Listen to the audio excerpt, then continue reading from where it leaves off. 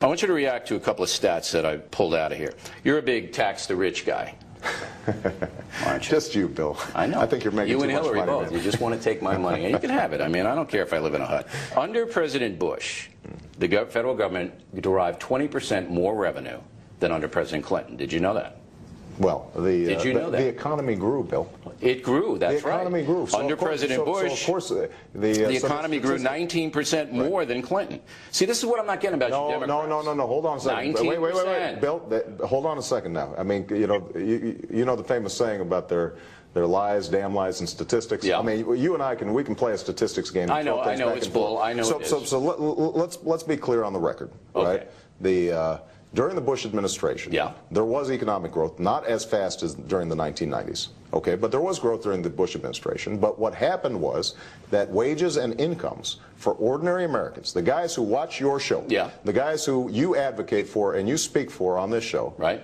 Their wages and incomes did not go up. Why? They went down. You know why? And the reason they went down is because most of the corporate profits and increased productivity went to the top, not just 1%, but the top 1/10%. So let me submit to you that you're wrong. And part of make an argument. We have been studying this issue because we want to be fair and balanced and give all sides. The reason that wages have been depressed, and they're not that much, it's about $400 or $500 for the Bush administration, real wages up, and about $2,000 under the Clinton administration, is because there are 10 million immigrants, new immigrants, in the workforce, most of whom are illegal aliens. Bill, those 10 million with their salaries have brought it down. But again, that's statistics. But let's get back to the tax the rich. So let me just finish making my point.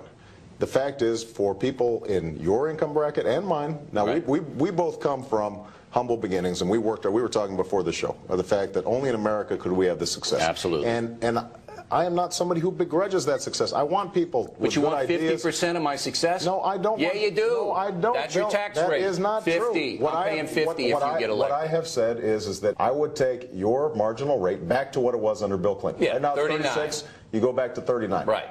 You can afford that. That's point number one. In exchange, I'm cutting taxes for 95% of Americans.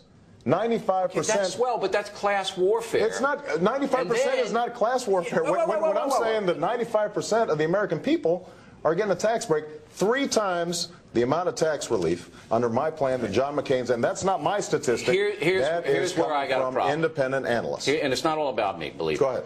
20% more revenue coming in under Bush than Clinton. All right, he cuts taxes, people invest more.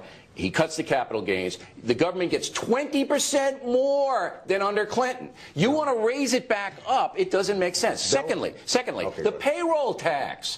Over 250, you're going to hike it to infinity. I am not. What's the cap? True. What's the cap? Whoa. What's the cap?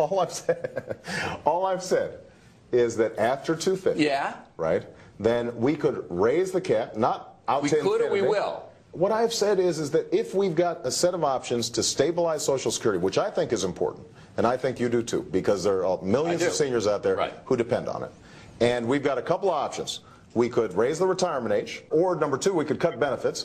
Try living on Social Security right now. That's no fun if you're a senior. Number 3, we could just do nothing, in which case, in the out years, Social Security will be. Let me finish my point, Bill.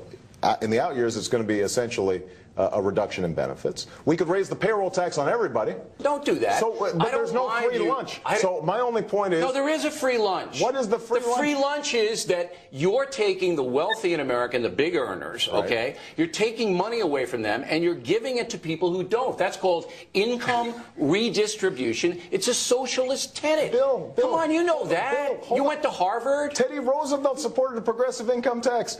Look. Not at the level you do. Bill, I don't like paying taxes. What, you think I like writing a check? What I believe is that there's certain things we've got to do, and we've got to help people who are having a tough time affording college so they can benefit like we benefited from this great country, people who are having a tough time, they don't have health care, people who are trying to figure out how they are going to pay the bills, and there are certain things we've got to do. Our infrastructure, look at what happened in Beijing.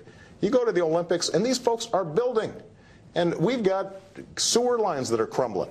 And, at a certain point, we've got to pay for it. You're not across the boarding it. You're going, But Bill, I'm taking from the rich, I'm Robin Hood Obama, and I'm giving to everybody else. All I'm saying is... And then you want to raise corporate taxes. No, I don't. That's not true. You don't want to raise? You're not going to raise corporate taxes? All I'm saying is, if we've got something that we've got to pay for, under George Bush, the debt has gone up $4 trillion, right? So that's a credit card we're taking out on our kids from the Bank of China that they're going to have to pay back. On terror, though. Come on. Well, no. That's not true.